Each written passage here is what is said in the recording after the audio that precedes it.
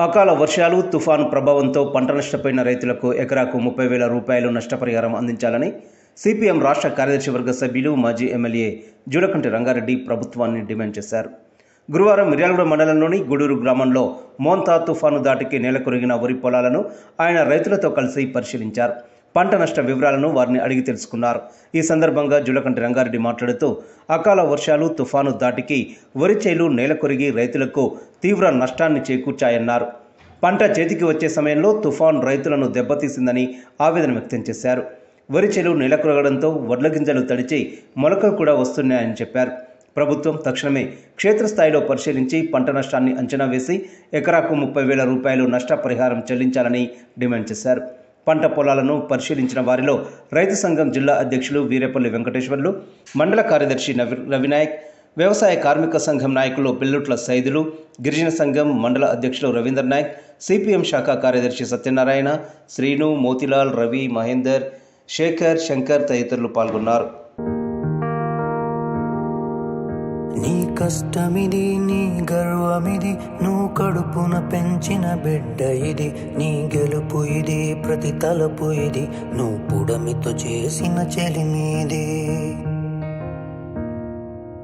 వ్యవసాయమనే నీ సాయముతో పులకరించిన నేల ఇది, మరి ఆదుకోవాలి పంట నష్టపోయిన రైతులను, ఆదుకోవాలి పంట నష్టపోయిన రైతులను, చెల్లించాలి 20,000 రూపాయల నష్టపరిహారాన్ని, ఆదుకోవాలి పంట నష్టపోయిన రైతులను, ఆదుకోవాలి పంట నష్టపోయిన రైతులను, ఆదుకోవాలి పంట నష్టపోయిన రైతులను.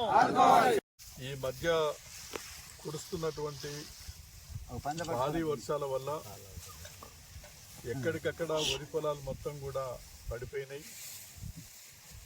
వరి పొలాలు మొత్తం చేతికొచ్చేటువంటి సమయంలో, అంటే వారం 10 రోజుల్లో మొత్తం కూడా కోతకొచ్చేటువంటి సమయంలో ఇవాళ ఈ వర్షాలు భారీగా రావటం వల్ల పూర్తిగా పడిపోయి గింజలన్నీ కూడా తడిసిపోయి ఇవాళ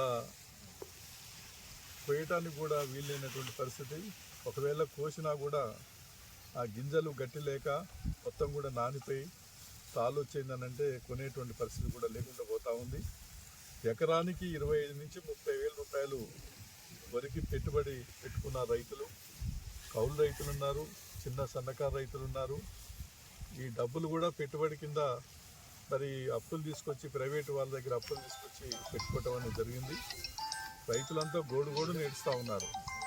మా పరిస్థితి ఏంటి, అసలు విత్తనాల కొరకు మేము సగులు చేయాల్సి వస్తుంది, అదేవిధంగా ఎరువుల కొరకు పోరాటం చేయాల్సి వస్తూ ఉంది.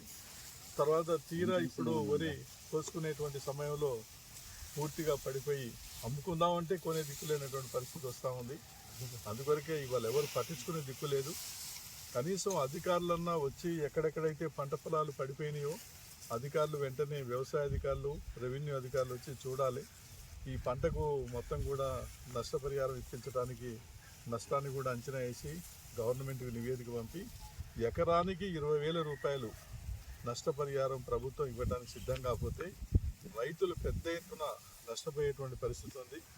ఇవాళ మిర్యాలగూడ నియోజకవర్గం కానీ ఒక దగ్గర కాదు, జిల్లా మొత్తం రాష్ట్ర వ్యాప్తంగా అనేక ప్రాంతాల్లో ఇదే పరిస్థితి ఉంది. ప్రభుత్వ యంత్రాంగం కదలాలి.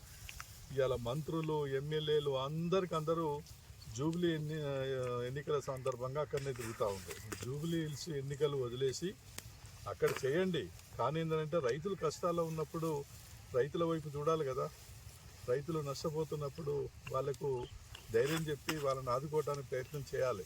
కాబట్టి ఎంతసేపు ఎన్నికలు, రాజకీయ ప్రయోజనాలు వాటి చుట్టూ తిరగటమే కాదు, ప్రజల ప్రయోజనాలు, రైతుల ప్రయోజనాలు కూడా చూడాలి.